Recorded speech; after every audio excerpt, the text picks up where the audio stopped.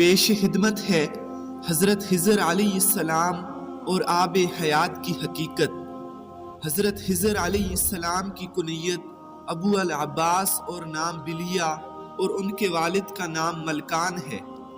بلیہ سریانی زبان کا لفظ ہے، عربی زبان میں اس کا ترجمہ احمد ہے۔ خضر ان کا لقب ہے اور اس لفظ کو 3 طرح سے پڑھ سکتے ہیں: خضر، خضر اور خضر۔ خضر کے معنی سبز چیز کے ہیں۔ یہ جہاں بھی بیٹھتے تھے وہاں آپ کی برکت سے ہری بھری گھاس اگ جاتی تھی، اس لیے لوگ ان کو خضر کہنے لگے۔ یہ خضر علیہ السلام حضرت ذوالقرنین کے خالازاد بھائی بھی تھے۔ حضرت خضر علیہ السلام حضرت ذوالقرنین کے وزیر اور جنگلوں میں علمدار رہے ہیں۔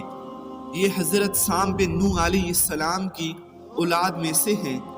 تفسیر ساوی میں ہے کہ حضرت ذوالقرنین علیہ السلام حضرت ابراہیم خلیل اللہ علیہ السلام کے دست حق پرست پر اسلام قبول کر کے مدتوں ان کی صحبت میں رہے اور حضرت ابراہیم خلیل اللہ علیہ السلام نے ان کو کچھ وصیتیں بھی فرمائی تھیں۔ تو اس سے معلوم ہوتا ہے کہ حضرت خضر علیہ السلام کا دور حضرت ابراہیم علیہ السلام کے دور کے فوری بعد کا ہی ہے۔ کیا حضرت خضر علیہ السلام زندہ ہیں؟ اس میں کچھ علماء نے اختلاف کیا ہے، لیکن جمہور علماء نے یہی رائے دی ہے کہ وہ زندہ ہیں، بلکہ ان کی ملاقات حضرت موسیٰ علیہ السلام سے بھی ثابت ہے۔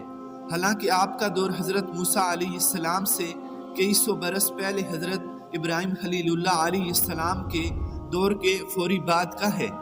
تفسیر روح البیان میں ہے کہ حضرت یوسف علیہ السلام جو کہ حضرت ابراہیم علیہ السلام کے پڑپوتے ہیں، ان کے درمیان اور حضرت موسیٰ علیہ السلام کے درمیان 400 سال کا فرق ہے۔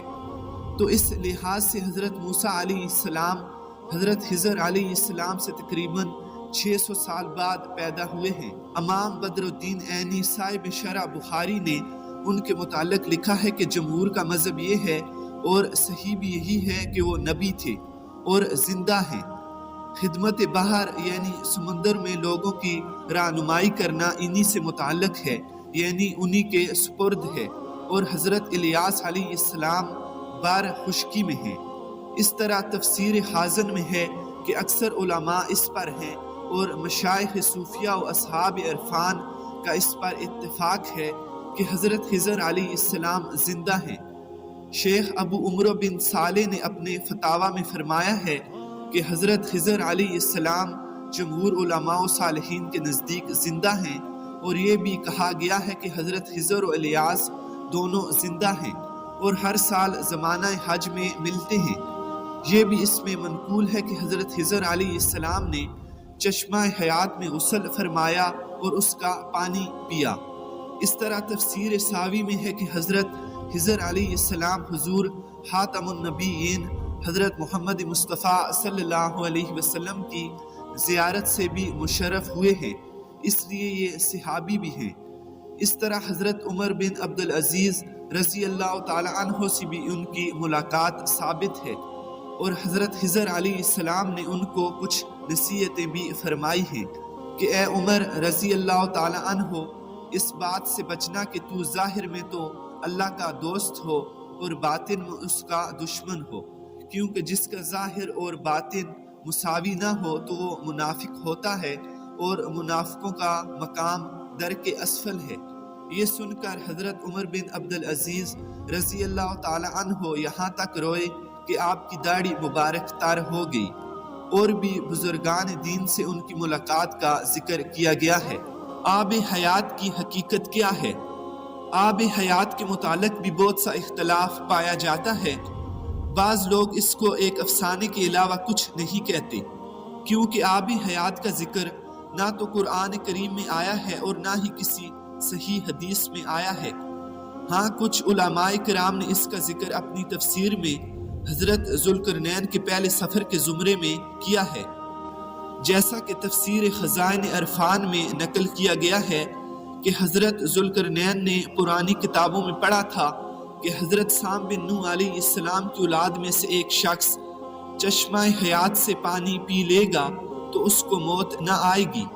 اس لیے حضرت ذوالقرنین علیہ السلام نے مغرب کا سفر کیا۔ آپ کے ساتھ حضرت خضر علیہ السلام بھی تھے۔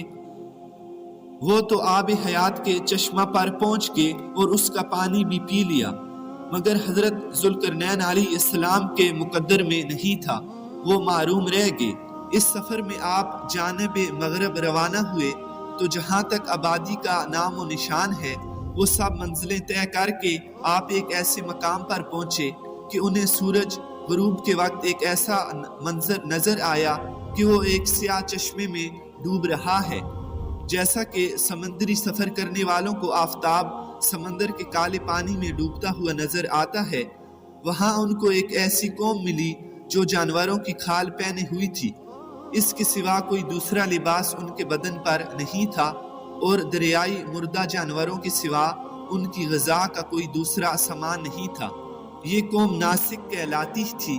حضرت ذوالقرنین علیہ السلام نے دیکھا کہ ان کے لشکر بے شمار ہیں اور یہ لوگ بہت ہی طاقتور اور جنگجو ہیں، تو حضرت ذوالقرنین علیہ السلام نے ان لوگوں کے گرد اپنی فوجوں کا گھیرا ڈال کر ان لوگوں کو بے بس کر دیا۔